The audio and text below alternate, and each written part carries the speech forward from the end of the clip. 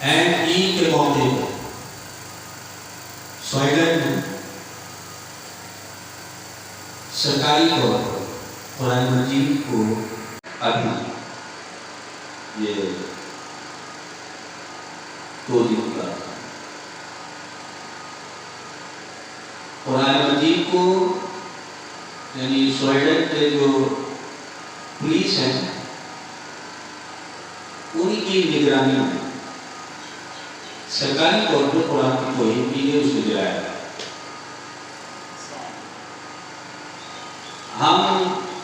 میں یہ بات اس لیے کر رہا ہوں کہ مسلمانوں جاگو،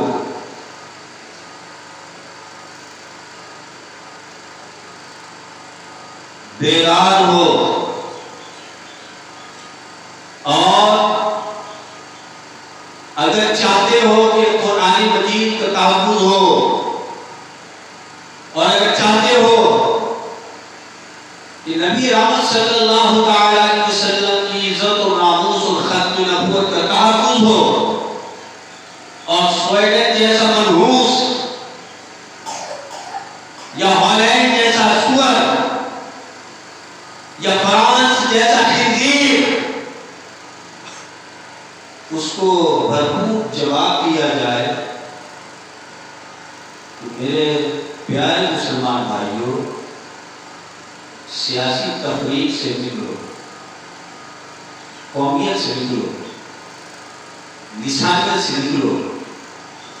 اور اگر چاہتے ہو کہ آخرت اچھا ہو جائے اور آخرت میں کچھ حصہ ہو، تو پھر یہ قومیت اور لسانیت کے نام پر جو ہم سیاست کر رہے ہیں، اور قومیت اور لسانیت کے نام پر جو ہم ووٹ دیتے ہیں، یاد رکھیں کہ قرآن کی توہین پوری امت مسلمہ کا مسئلہ ہے۔ حضور علیہ السلام کی عزت و ناموس اور ختم نبوت کا مسئلہ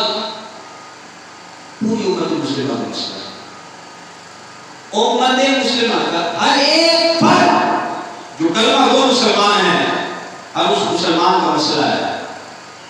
آج اگر آپ کے ملک میں کوئی غیرت مند حکمران ہوتا، خدا کی قسم سویڈن میں پہلی مرتبہ جو جرأت کر گیا تھا، اس کے بعد اس کو یہ جرأت نہیں ہوئی۔ لیکن یہ ہوا کیوں ہوا؟ کہ ان کے سامنے کوئی غیرت مند مسلمان کھڑا نہیں ہوا، کوئی اس کو بھرپور جواب نہیں دے سکا، چاہے وہ ہالینڈ ہو، چاہے وہ فرانس ہو، چاہے وہ سویڈن ہو، چاہے وہ اور بھی کوئی ملک ہو، ان کو کوئی مردانہ بار جواب دینے والا کوئی ایسا حکمران نہیں۔ یعنی 56-57 جو ملک مسلمانوں کا ملک ہے اور اس کے جو حکمران ہیں، ایک آپ کا ملک پاکستان ہے جس کو اللہ رب العزت نے ایٹمی قوت سے نوازا، اور آپ کے یہ چور ڈکے اور بدماش اور دین فروش اور اسلام دشمن، بظاہر کہ یہ اسلامی لبادہ ہو رہے ہیں لیکن حقیقتاً یہ اسلام کے دشمن ہیں اور یہ مسلمانوں کے دشمن ہیں، اور یہ نبی پاک علیہ السلام کی ختم نبوت اور ناموس رسالت کے یہ غدار ہیں۔ اگر یہ حضور کی عزت و ناموس کے وفادار ہوتے، ختم نبوت کے وفادار ہوتے، تو خدا کی قسم یہ ہالینڈ کو جواب دیتے، یہ فرانس کو جواب دیتے، یہ سویڈن کو دوبارہ قرآن جلانا پھر اس کے نصیب نہ ہوتا، یہ بھرپور جواب دیتے۔ لیکن آپ دیکھیں آپ کے ملک میں جو کہ ایٹمی قوت رکھتا ہے، طاقت ہے، اور 56-57 ملک جس ملک پر جو ہے ناز کرتا ہے وہ آپ کو اور ہمارا ملک پاکستان ہے، لیکن یہ ملک پاکستان پاکستان کا حکمران، چاہے وہ کوئی بھی ہو، چاہے وہ موجودہ ہو، چاہے وہ ماضی میں آنے والے ہو، یہ سارے کے سارے یہود اور ہنود کے یہ دلال ہے۔ اور یہ بات یاد رکھیں، آپ نے اگر اپنے مفاد کے لیے اسلام دشمنوں کو اپنے ووٹ سے چنا، چاہے وہ جیتے یا ہارے، کل بروز قیامت اس ووٹ کی نحوست کی وجہ سے آپ کا فیصلہ اور آپ کے لیے جو فیصلہ کرے گا، پھر وہ فیصلہ آپ سن کر حیران ہوں گے۔ مولا پیچھے نماز بھی ہے، مولا روزہ بھی ہے، حج بھی ہے، زکات بھی ہے۔ کہا مولا ہاں تیرے پاس سب کچھ ہے، تو نمازی بھی تھا، تو روزے دار بھی تھا، تو حاجی بھی تھا، اور تو حج بھی کرتا تھا، تو سب کچھ ہے، لیکن ساتھ ہی ساتھ تو ظالم اور اسلام دشمنوں کو اپنے ووٹ سے سپورٹ کرنے والا تھا، ووٹ سے سپورٹ کرنے والا تھا۔ اس لیے اگر آخرت اچھا چاہتے ہیں کہ آخرت اچھی ہو اور آخرت میں بچت ہو جائے، تو پھر ہمیں آپ کو ایک کردار ادا کرنا ہوگا کہ ملک پاکستان میں نظام مصطفیٰ کے لباس کے لیے قومیت اور لسانیت اور رنگ و نسل اور زبان سے ہٹ کر نظام مصطفیٰ کے لیے اپنا کردار ادا کرنا۔ آپ یہ مت سمجھیں کہ میرا ایک ووٹ نظام مصطفیٰ ملک میں لانے والوں کو پڑ جائے تو اس سے وہ جیت تھوڑی جائیں گے، اور میں اگر کسی اور کو دے دوں تو وہ ہار تھوڑی جائے گا، یا نہ دوں تو کچھ ہار تھوڑی جائے گا، اور ان کو دینے سے یہ کوئی جیت تھوڑی جائیں گے۔ دیکھیں یاد رکھیں، اگر آپ نظام مصطفیٰ کو تخت پر لانے کی نیت سے آپ اپنا قیمتی ووٹ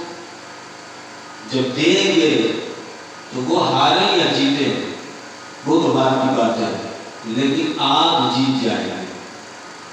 آپ جیت جائیں گے، کیونکہ آپ نے اپنا قیمتی ووٹ کسی ظالم کو نہیں کیا ہے، کسی زانی کو نہیں کیا ہے، کسی شرابی کو نہیں کیا ہے، کسی گنڈے اور بدماش کو نہیں دیا ہے، اور کسی قوم و ملت پر ظلم و جبر کرنے والوں کو نہیں دیا ہے، اور دین کا سوداگر کو نہ دیا ہے۔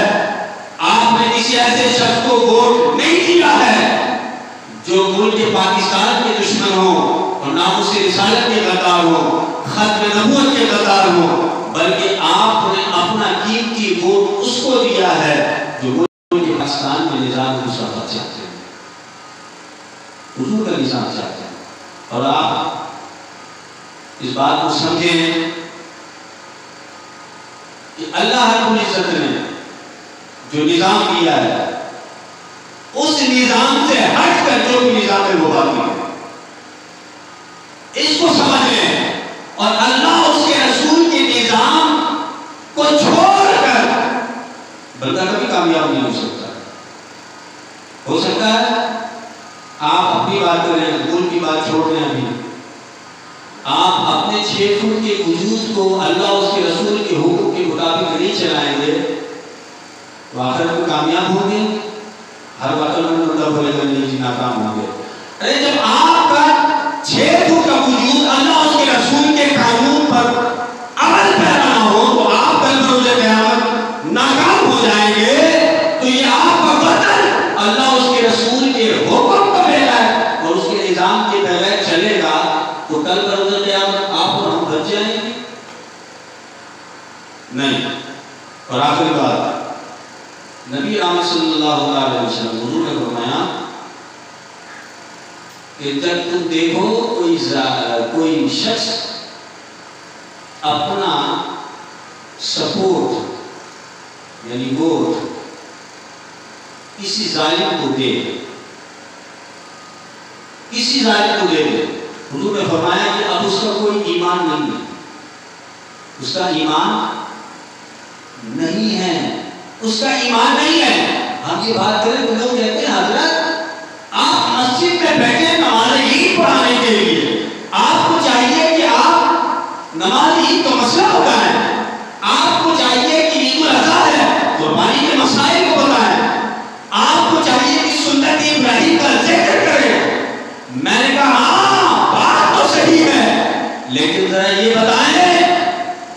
سنت ابراہیم کا ذکر کریں، لیکن سویڈن میں جو قرآن کا تقدس پامال کیا گیا ہے اور کھلے عام اسے جلا کر شہید کر کے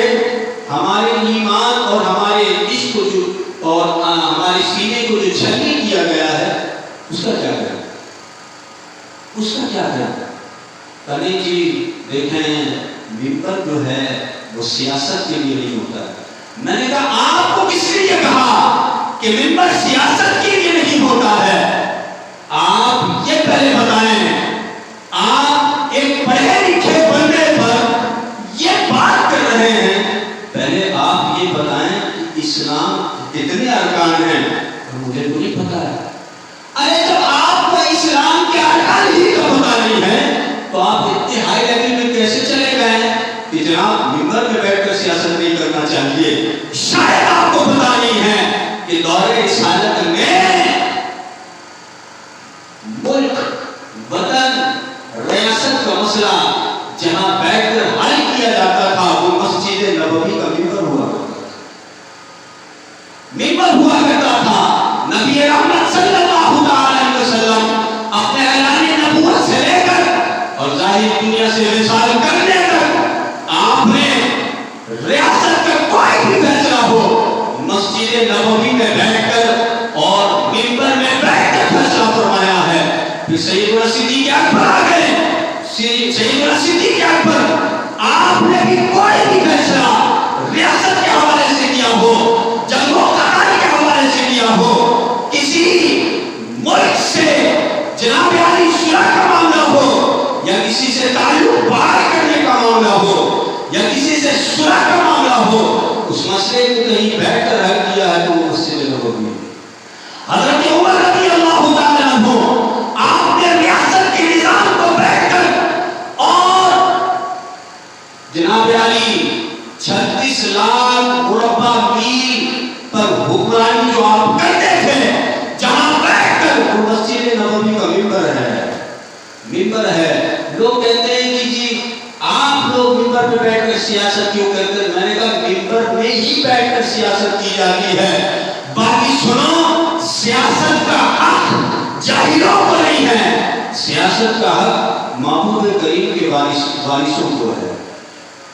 ان کو ہے۔ اس لیے ہے کہ نبی پاک علیہ السلام نے فرمایا کہ یہ علماء انبیاء کے وارث ہیں، انبیاء کے علم کے وارث ہیں، یہ میرے علم کے وارث ہیں۔ تو بتائیں علم کس کے سینے میں آیا؟ جاہلوں کے، جو پارلیمنٹ میں بیٹھے ہوئے وہ جاہل اور گوار جن کو استنجا بھی ٹھیک کرنا نہیں آتا ہے کہ سردی میں استنجا کیسے کرنا ہے اور گرمی میں استنجا کیسے کرنا ہے، جن کو یہ شرعی مسئلہ نہ پتا ہو، وہ بھی پڑھنے بیٹھ کر قوم و ملت کا فیصلہ کریں گے یا وہ بیٹھ کر کریں جن کو حضور نے فرمایا یہ میرے علم کے وارث ہیں، یہ میرے علم کے وارث ہیں۔ اس لیے آپ لوگوں سے کوئی بات سمجھے نہ سمجھیں، آپ سمجھیں اور اپنے کردار و گفتار میں تبدیلی لائیں۔ قومیت، لسانیت اور جناب رنگ و نسل اس کو اپنے پیر تلے باندھ کر بس ایک صدا لگا دیں کہ میرا جان، مال اور جو کچھ بھی ہے، گولڈ، نوٹ، سپورٹ سب محبوب کریم صلی اللہ تعالی علیہ وسلم کے نظام کے لیے ہے۔ اللہ تعالیٰ تمامین کو عمل کی توفیق عنایت فرمائے۔